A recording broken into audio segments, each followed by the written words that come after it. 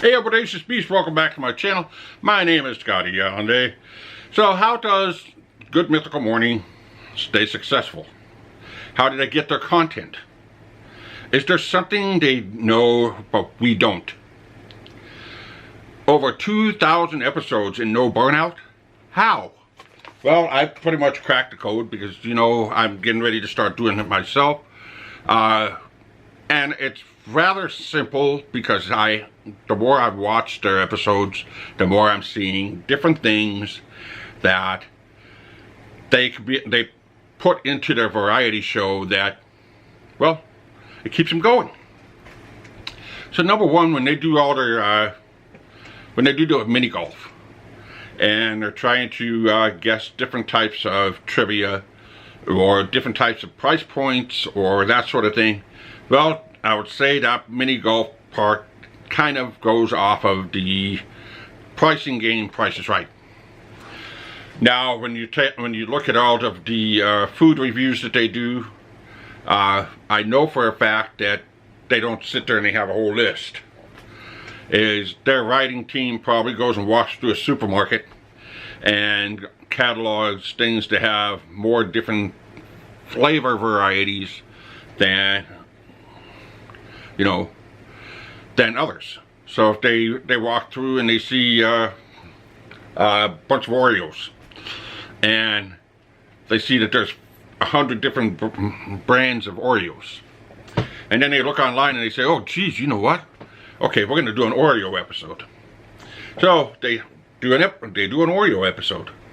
Now once they get done with that episode and everything's been written, I would say about 3/4 of all of what they say on Good Mythical Morning is probably not scripted, except for I would say the history or some important information is brought to up on a teleprompter, and they don't have to, I mean, they just go and express their feelings in free-form mode.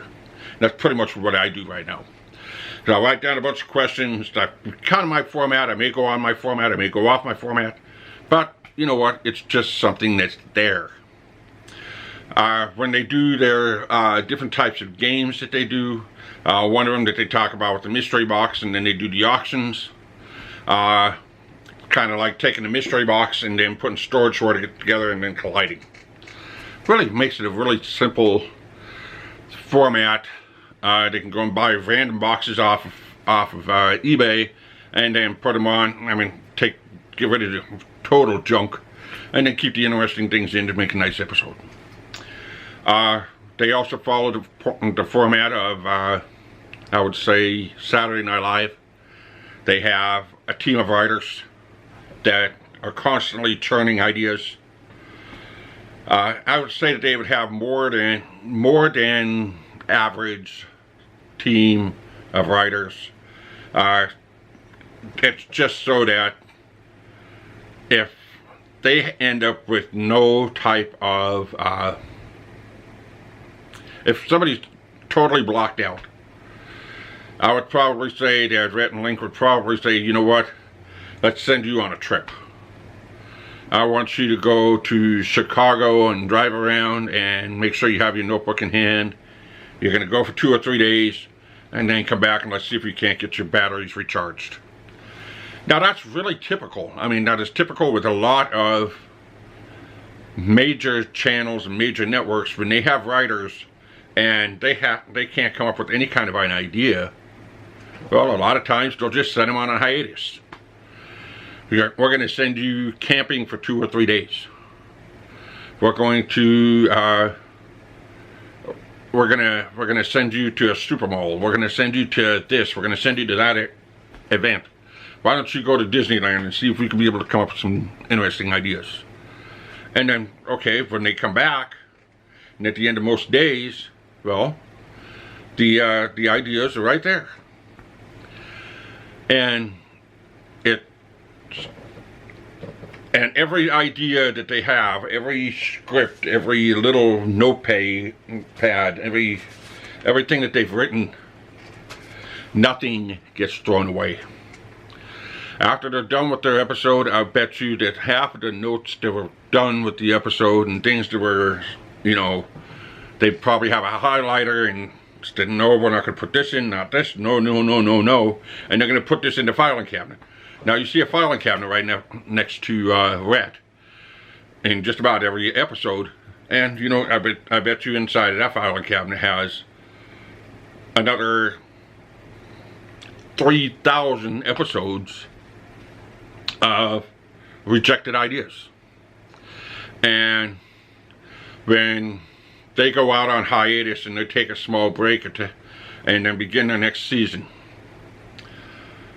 they go and they take their break, they take the next season, and then their staff goes through all these notes.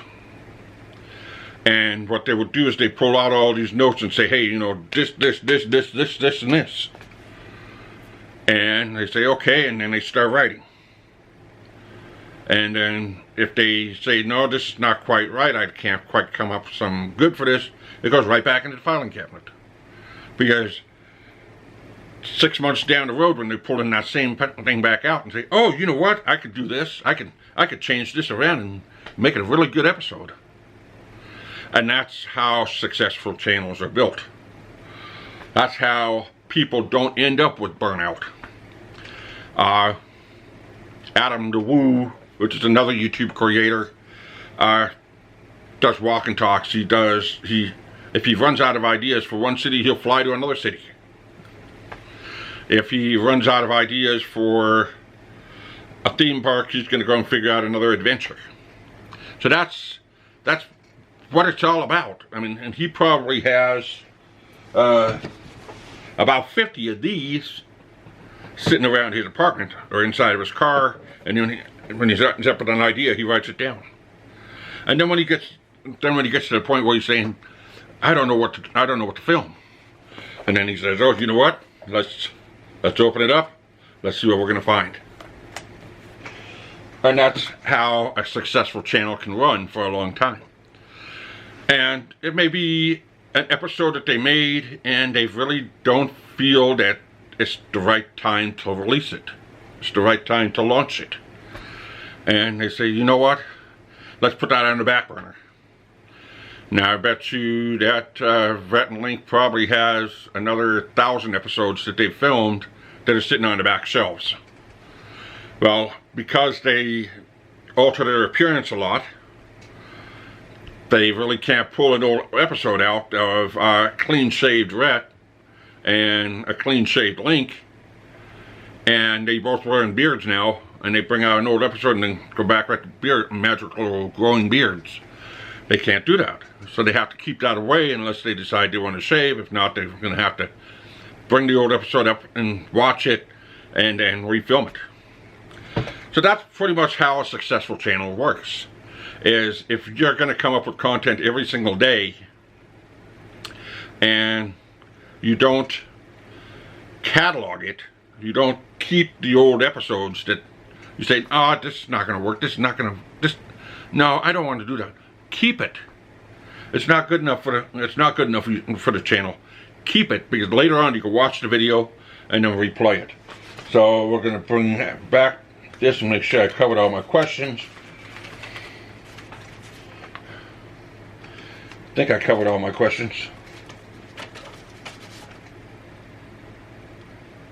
There it is.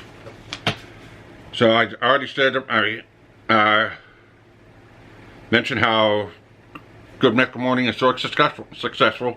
They catalog their stuff. How do they come up with the ideas and the content? They probably have a really good writing team. And how come they don't run out of content? Well, they probably catalog, and they probably catalog it a lot.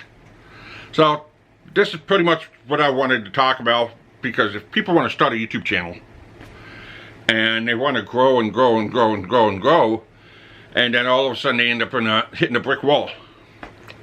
Well, that's because they threw away all their old ideas that they should have been keeping for a while. So hopefully you enjoyed this video. If you liked it, give me a thumbs up. Drop me a comment in the comment section below. If you have an idea for an episode, drop it in the comment section below. I may look at it. I may put it together for a future video. And if you're new here, hit that subscribe button and notification bell so you don't miss another video. Until next time, keep on walking.